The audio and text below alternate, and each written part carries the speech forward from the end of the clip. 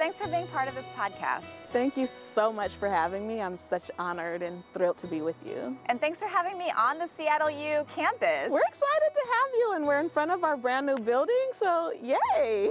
Yeah, there's excitement. People are walking around. Students are here. It's the start of the school year. We're getting ready. We're rolling, and we'll have students in the building on September 22nd, so we're pretty excited. So I invited you onto the podcast because I wanted to ask a little bit about the work that you do for Seattle U and community engagement. So tell our listeners what it is that you do. Yeah, thank you. I'm loving being able to talk about the work I do. So at Seattle University, I work for the Center for Community Engagement, which is being renamed the Father-Son Board Center for Community Engagement.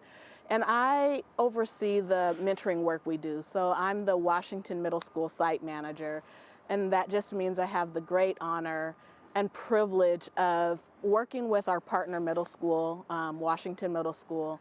And we have 2 mentoring programs there. And I have the pleasure of working with Seattle University students, with scholars and families at the schools, and making sure that our scholars and our Washington middle school families, our Seattle University students, are paired up. We match them one-on-one for a full academic year because relationship is important, especially when you're doing mentoring work. And so I get to oversee what that programming looks like and partner with students and scholars around what it should look like. So that's my work. We're going to dive a little bit into what it is that it takes to become a great mentor, who needs mentorship, and all of that here in a little bit. But I want to also ask you about your involvement with Hometown 9, the Mariners program. Yes, the Mariners are running a fabulous program overseen by the fabulous Mackenzie, and that Hometown 9 program where they are really matching Mariners staff and employees with student athletes in 8th grade, and they're working with them from 8th grade through high school, is a beautiful program. And I had the pleasure of working with Mackenzie to create some workshops for the mentors. And initially that was just looking at what does it mean to be a mentor? How do we nurture positive identity development for our youth and young people? And so those types of things. And then we had the real honor of having the fellows with us. So we were able to do that at T-Mobile Park. And that was really exploring with the fellows and their mentors the importance of mental health. What is mental health, and why is it important to really think about all the pieces that make up my mental health, and why I should know that I have someone that I can go to. And for mentors, how do I support that, right? And so that's been my work with the Hometown 9. Mackenzie and I are hoping to partner again with this new set of fellows and mentors. And it's been fabulous. It's been a great experience. And I think that program is going to be just doing amazing work with folks. In your opinion, what makes Hometown 9 unique? I think one of the things that makes it unique is it's extremely well-rounded. So that program is looking at students who are athletes and saying you're more than an athlete. This is part of your identity, but we want to support the wholeness of who you are. And that so speaks to our Seattle U mission too, as well as that whole person experience, and really nurturing and cultivating who we are. They are also making sure that the young people have access to their sports programs and to those elite programs, because finances play a role. You know, we have some very, very talented young people out there who can't afford sometimes to move to that next level. And this program assists and makes sure that that's not a barrier for them. I think the other thing that makes it really unique is these mentors are building such deep connection and relationship. They're following them, the same mentor, and they have 2. Each fellow has 2 mentors. How amazing is that? From 8th grade all the way through high school. And then these fellows, as they move into high school, get to look back and peer mentor, some younger folks. So I think it's really speaking to their whole person. It's helping them create a space where they really feel like they belong. And that is really helping develop meaning and purpose for them. It's really helping develop a sense of agency and how do I find who I am? How do I find that voice? And how do I balance being an elite young athlete with family and school and life? And I think this program is really seeking to bring all of those pieces together. What I heard you mention a couple times is that whole person and fostering the whole person. I think sometimes, at least in my experience, when we think of mentorship, it's often in a specific area, right? Mentorship in business for adults, mentorship in school or academics. Maybe that's more like tutoring, but there is some sort of correlation there. Explain why it's important to foster the entire person. Yeah. Oh, I'm so happy you asked that question. Jessica, thank you. I think it's so important to foster the whole person because we are not just one thing. We are made up of many, many experiences, and we have many, many interests and backgrounds, and we're influenced by lots of different things. And so that whole person really being able to nurture my intellect, so, what's happening in my brain and academics, but also nurturing what I'm feeling, what I'm believing. How do I even know what I'm believing, particularly when I'm a young person, or as I'm growing and I'm maybe changing a career or doing something like that? What do I feel about this? What do I believe about this? And then how do I decide where in my body am I feeling that? How is it like working from head to heart to body? And so my real belief is if we exclude any one of those, we're not getting a real full perspective or understanding of who we are.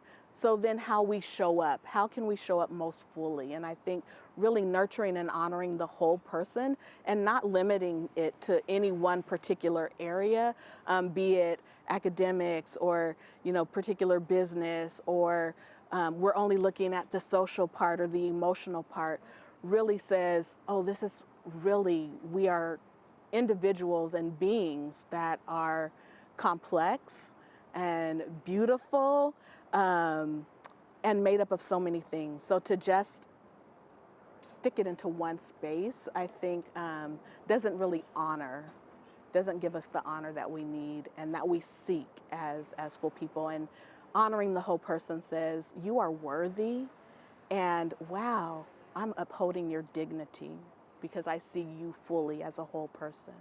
I think I know your answer, but I'm going to ask, who needs mentorship? I would say we all need mentorship.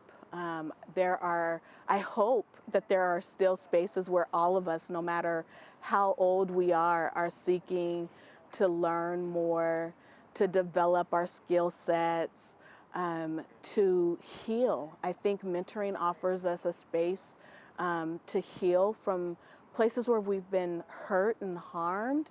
And I think we all need mentoring and could benefit from mentoring. And who can be a mentor? We can all be mentors, and I think many of us are mentors and don't even realize it. I think so often we don't realize that people are really looking up to us. There's somebody sees you and says, oh my gosh, this person has it all together. This person is doing amazing things, right? And you're like, I don't know if that's true. But someone sees us, and we have all touched someone's life with a smile or with that life story. We've been able to connect with them, and that's made them feel seen or feel heard, right? And so we all have something to offer someone, and I think we can all be mentors. Yeah. I want you to take us in a little bit into the work that you do. Give us that kind of behind the scenes experience for listeners that are thinking, maybe I would like to be a mentor in my field or just a mentor to a young person. And some of the tips that you offer people that go through the program, whether it's Seattle U students or whether it's the front office staff for the Mariners and the programs that you work with. What are some tips and what kind of program do you offer? Yeah, I think when we're thinking about tips for being a mentor and what makes a really fabulous mentor is someone who is not doing this work to seek to fix other people, right? I think really strong mentors, or mentors who really get the most out of what they do and have the most impact with the person that they're working with, really enter this from a space of curiosity and wonder, but also know that we are all amazing, we are all zestful, we are all brilliant and bright. And so I'm not entering this to fix you. You're this wonderful person, but maybe I offer some skill or expertise in a different way. Maybe my life experiences speak to you in a way that helps you see that inside of yourself, and to help bring those innate, wonderful innate skills and gifts and talents out into life. So I think that's a huge thing, is we don't want to enter mentoring with the goal of fixing someone, or thinking or fixing ourselves through fixing someone else. I think one of the things that also makes a great mentor is someone who is compassionate and who can hold space for another human being. Someone who sees and has the potential to see that we are, as humans, are all the beloved, right? We are all these amazing, wonderful folks. And as a mentor, being able to hold that space for the person that you're working with when they don't see that, and when they aren't able to hold that for themselves. And then a lot of grace, and a lot of being able to help work with someone through something and guide alongside. So really just being able to develop strong relationships and help someone make meaning and discover purpose, and really be able to live and walk in that. My personal belief, you don't need any particular specialized degree or have to have this wonderful job title, right? To do that work. You can really come where you are, because I think as we mentor, we also grow, as we are opening up and providing those skills and those gifts to folks that we're working with. What would you say to someone, no matter the age, that says, I would love to be a mentor. That all sounds wonderful, and I think I would be a great mentor. I just don't have the time for it. Yeah, that's a huge thing, having the time. There are so many programs where, for instance, my Seattle University students, they're with me once a week, and they're with their scholar for 1 hour a week. Use curiosity and wonder. So if you're interested in being a mentor and you're thinking, I don't have the time, then I think we ask ourselves a series of questions. I wonder why being a mentor is really important to me. I'm curious where the time would come from, and that opens up this space for us to reflect and think about, would a program on the weekends work? Is there a type of program? And start doing some digging and researching. Maybe there are some programs out there where you're just really with a young person or with an adult, maybe for a few hours on the weekend. Maybe it's, designing your own program, getting together with some of your friends and saying, wow, we have these different skills. Start mentoring each other, right? And then branching it out. But I think using curiosity and wonder to figure out where that time, where we're feeling like we don't have that time, and giving ourselves the gift of pause to say, oh, this is important to me because, right, fill in the blank. And I'm curious why I feel like I don't have the time. And then really think about what's filling up my time, and I'm curious how I would use that differently. And what do I need to do to offer myself the permission to use that time differently? So I think just asking ourselves some of those questions, we figure out where the time comes from. Oh, that resonates with me, because sometimes when you look at, like you said, your own time and how you're spending it, you often find ways that you could be using it a little bit more wisely, and maybe that is mentorship. Right, and not at the expense, right, of yourself, because we don't want to mentor and get ourselves overwhelmed or burn ourselves out. So not at the expense of ourselves and not at the expense of our own well-being, But we can often find those spaces. Yeah. As I've been doing some research for my podcast as a whole, and you know that I focus a lot about mental health and just Yeah. psychology overall and how the news and psychology are intertwined, I've found that there's a lot of evidence to suggest that when we're actually connecting with people, even strangers at the grocery store, that is really beneficial to our well-being. So powerful. And it sounds like mentorship, even if it is once a week or once a month or anything that you can offer, would be an avenue for that, right? It's a beautiful avenue. Again, even if it's once a week, if it's twice a month, when we're having that, especially when it's meaningful. So Jessica, I think part of what we want to remember is meaningful, intentional connection leads to meaningful relationship, right? And though connection and relationship, we crave those things as humans. We, as individualistic as we can seem and feel and operate sometimes, we crave the connection with other people. And having meaningful, healthy, deep, rich connection with folks really does enrich our emotional health. It enriches our physical health, and therefore it enriches our mental health and helps us stay grounded and connected. So even if it is once a week or once a month or however often it is, when we're being really intentional in that, it's amazingly powerful. Feeling connected to other folks helps us feel like we belong. And when we feel like we belong, we have a greater sense of self-worth. And when we have that sense of worth, we feel honored and cherished. And we need those things. We need those things as individuals. We need those things as community and collective to help us as we move through challenging times. And to help us celebrate those really wonderful times. So, yeah. So I want to ask you as well, I'm going to start with, I would love if there was a lot of teenagers listening to this podcast, but the reality is mostly adults listen to podcasts, and so I want to ask for professionals how it is that they find a mentor, and some advice there for young professionals. Yeah, for young professionals, I think seeking out a mentor, maybe it's a mentor in their field, or maybe it's a mentor who maybe looks more like them in their field. A lot of times, businesses and organizations have some type of program. So I would start with where you work and find out if there's some type of program that maybe your HR department knows about that's already happening within your organization.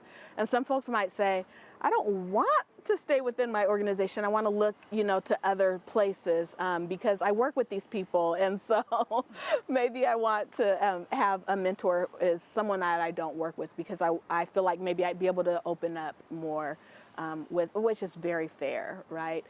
So in that case, there are lots of professional affinity groups and organizations that we can reach out to. We can do some research on different professional groups and just reach out. And it takes a little bit of vulnerability. But some of these organizations and groups and clubs already offer mentorship. So if you're seeking out, you might have to fill out an application or a form. But if not, that thinking of, I'm curious how much I feel I'm worthy of this. I know I'm worthy and I deserve this. So I'm just going to reach out and say, I'm a young professional and I'm really seeking to grow my skills in this area. Is there someone I could talk to? Is there someone that I could work with? And folks really love to give of themselves in these ways because many of us, I'm sure, Jessica, it's true for you, it's true for me. I remember what it was like to be a young professional and just having someone even take time for conversation and maybe coffee or tea and then saying, can we schedule that again? That's kind of how that relationship can start. So you might even not even go into it thinking this person is going to be my mentor. It might happen organically where you're having a conversation with someone and you say, can we meet again for coffee? I just have a few questions. So I would say looking at where your place of business, looking for specific organizations and business groups, that are already doing these things. I would say tap into also local colleges and universities and just kind of look in and say, what's happening in your space, and how do I connect with folks? And sometimes it's turning to people in our lives and really looking at how folks in our lives have already been pouring into us. And maybe we've been looking at them as a mentor and haven't even really noticed it or realized it yet. Yeah, that's true. I also want to ask you, for parents that are listening, because you do so much work with young kids, middle school children, as well as this program Yes. for Hometown 9, how parents get involved and how parents can get their children in some of these mentorship programs. I don't have children, but I would imagine sometimes it can be difficult for parents to say, yes, I can guide my child, but I really want them in a program where maybe it's in the career path that they want to go into, maybe it's in sports, maybe it's in arts, where they have a mentor that's outside of the family. How do parents go about that? So I'm going to answer that, but I also want to just say that for parents who are thinking about mentorship for their young person, or their young person maybe has said something to them, usually young people are not going to say, I want a mentor, right? But they're going to maybe let their parents know that they don't have the skill set, some kind of way that young person's going to, well, you don't know that, mom, or I need some different help, or, there's something that may come up that lets a parent know. Mentorship is not just for those young people who are struggling. And I think sometimes we as adults, particularly when we're looking at mentor programs and mentorship for youth and young people, there can be this misconception that a young person who is doing really well in school and looks like they've quote unquote got it all together doesn't need a mentor. And so I just want to say to parents that no matter where your child is in life, they can truly benefit from having an adult who is not their auntie, not their parent, not their grandparent, that they can turn to, that can hold who they are and help them navigate some of the pieces of what it means to be a young person nowadays. So just wanted to make sure parents know that. And then say many schools nowadays have some type of mentoring program happening in their school. It might be small groups, it might be one-on-one. So many schools are partnering with community-based organizations that are offering these things. So I would think that parents could reach out to their schools first and just ask, what types of programs are being offered in the school? Many colleges and universities have some types of programs where they're working in a school or they have some other community link. Boys and girls clubs are great places to look. There are, the Sounders have programs, the Mariners have programs, so a lot of sports teams have some type of way that they're reaching out and giving back to communities. So those are great spaces to look. There's different finance places, so there's junior achievement still happening. So looking at and finding what your child's interest is, and then just looking into that field. So kind of like thinking about maybe Coyote Central for arts, and looking at dance places if you have a dancer. And if your child is already involved in an activity, I would talk to maybe their dance teacher or their art instructor and just say, Bob is looking for, it would be great, how do I get them connected with somebody that we can maybe work with outside of this? And also knowing that when you have your child in these activities, their teachers and the instructors in these programs, they are mentors, even if we don't see it and they're not named that way. Do you have a mentor? I have a few mentors. It sounds very cliche, but my mother is definitely my mentor. She has taught me what it means to really walk what you live and believe, and to do that with grace, and to do that with compassion, and to be able to hold what you believe while honoring and holding who someone else is. And then in the work of social justice and liberation, just many, many mentors. There's the fabulous Karina Hooks, who does beautiful work.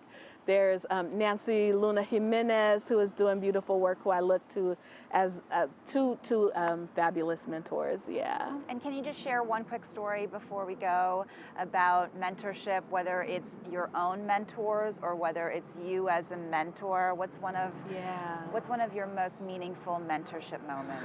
Oh, the very first one that comes to mind is we had a student athlete at Seattle University who has been volunteering with us for about 2 years now.